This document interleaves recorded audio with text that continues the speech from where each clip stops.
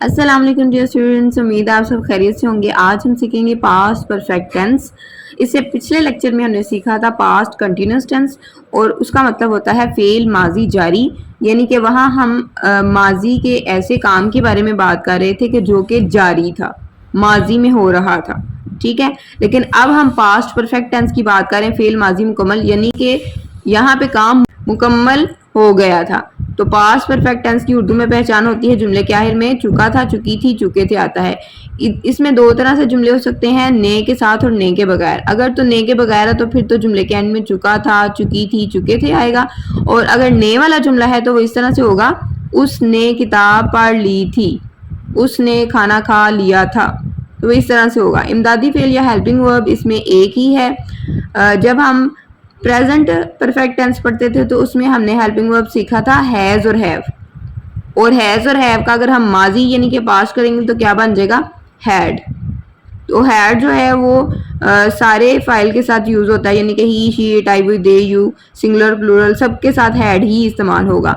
Fail की हालत या फॉर्म ऑफ वर्ब की अगर बात की जाए तो जितने भी परफेक्ट टेंसेस होते हैं, चाहे वो प्रेजेंट का है, पास्ट का, फ्यूचर का है, तो परफेक्ट टेंस में हमेशा third form of verb use होती है।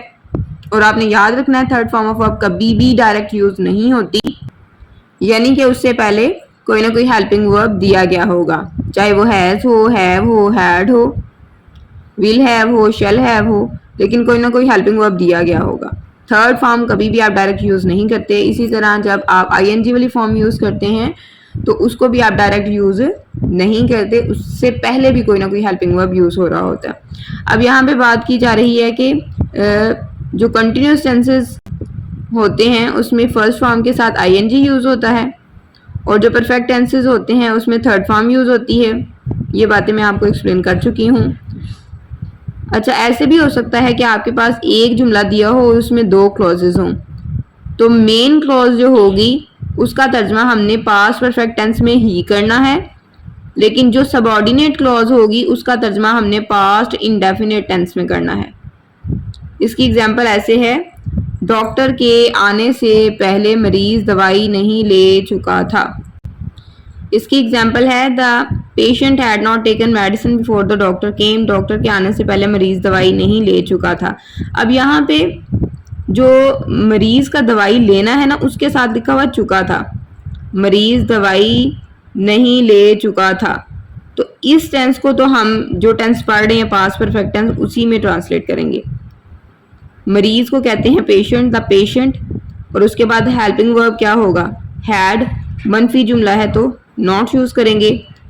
दवाई लेना, टेक द मेडिसिन, लेकिन यहाँ पे चूंकि परफेक्ट टेंस है तो टेक की बजाय take to taken, third form क्या बनती है, टेकन, तो हम टेकन लिखेंगे। The patient had not taken medicine. उसके बाद उन्होंने लिखा हुआ था डॉक्टर के आने से पहले, यानी कि ये वाली जो क्लॉज है इसको हम कहते हैं ये सबऑर्डिनेट क्लॉज है और इसको हमने किस में ट्रांसलेट करना था, पास्ट इंडेफिनिट टेंस में। तो इसलिए हम क्या लिखेंगे, बिफोर द डॉक्टर केम। आने को क्या कहते हैं, डॉक्टर के आने से पहले, आने को कहते हैं कम। तो कम की सेकेंड फॉर्म, क्योंकि पास्ट इंडेफिनिट टेंस में सेकेंड फॉर्म लगती है इसलिए हम सेकेंड लगाएंगे, बिफोर द डॉक्टर केम। दोबारा से बता देती हूँ, डॉक्टर के आने से पहले मरीज दवाई नहीं ले चुका था। तो ये जो चुका था है ना, ये वाली क्लॉज हमारे पास मेन क्लॉज है। मेन क्लॉज को हमने पास्ट परफेक्ट टेंस में ही ट्रांसलेट करना है। The patient had not taken medicine. Main clause या प्रिंसिपल क्लॉज या इंडिपेंडेंट क्लॉज वो होती है जिसके पास अपना सब्जेक्ट और प्रेडिकेट होता है, ये सब्जेक्ट वर्ब कॉम्बिनेशन होता है और इसको ज़रूरत नहीं होती किसी और की कि वो इसका मानी समझाए, ये खुद ही अपना मतलब समझा सकती है। जबकि सबऑर्डिनेट क्लॉज जो होती है उसको ज़रूरत होती है मेन क्लॉज की ताकि उसकी बात का मतलब समझ में आ सके। जैसे अगर मैं सिर्फ इतना कहूँ डॉक्टर के आने से पहले, तो इससे तो बात समझ में नहीं आती। तो इसलिए ये वाली क्लॉज क्या कहलाएगी, डॉक्टर के आने से पहले ये वाली क्लॉज कहलाएगी सबऑर्डिनेट क्लॉज। ठीक है, ये डिपेंडेंट क्लॉज भी कहलाती है, ये डिपेंड करती है, ये मातहत होती है किसके, इंडिपेंडेंट क्लॉज के, यानी मेन क्लॉज के। ठीक है, या प्रिंसिपल क्लॉज के। जब तक ये वाली क्लॉज इसके साथ नहीं लगेगी बात का मतलब समझ में नहीं आएगा। तो इसलिए हमने क्या करना है कि जो मेन क्लॉज है वो तो हमने पास्ट परफेक्ट टेंस में ही करनी है, लेकिन अगर हमारे पास उसके साथ एक और क्लॉज भी दी है जो सबऑर्डिनेट क्लॉज है, तो उसको फिर हम पास्ट इंडेफिनिट टेंस में ट्रांसलेट करेंगे। जैसे बिफोर द डॉक्टर लिखा है और कम केम कम, सेकंड फॉर्म क्या बनती है? पास्ट इंडेफिनिट टेंस में हम सेकंड फॉर्म लगाते थे ना, तो इसलिए कम की सेकंड फॉर्म केम लगाएंगे। वो स्कूल जा चुका था, तो चुका था से हमें पता चला ये कौन सा टेंस है? पास्ट परफेक्ट टेंस है। और इसे ये भी पता चला कि वो एक आदमी था या लड़का था, और उसके लिए हम ही यूज करेंगे। जब हमें पता चला पास्ट परफेक्ट टेंस है तो उसका हेल्पिंग वर्ब क्या होता है? हैड होता है। जितने भी फाइल हों सबके साथ हैड ही यूज होता है। तो सबसे पहले हमने सब्जेक्ट लिखा ही, फिर हेल्पिंग वर्ब लिखा हैड, उसके बाद हमने वर्ब लिखना होता है, और परफेक्ट जितने भी टेंसेस होते हैं उसमें वर्ब की थर्ड फॉर्म लगती है।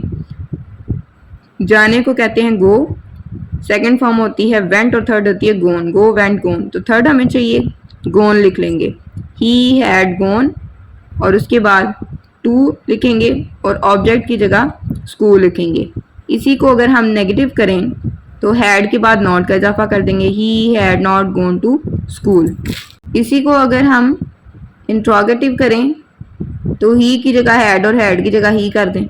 हैड को शुरू में ले आएँ, एज कैपिटल कर दें, ही को सेकंड नंबर पर ले आएँ तो एज स्मॉल कर देंगे, had he gone to school, और एंड पे क्वेश्चन मार्क।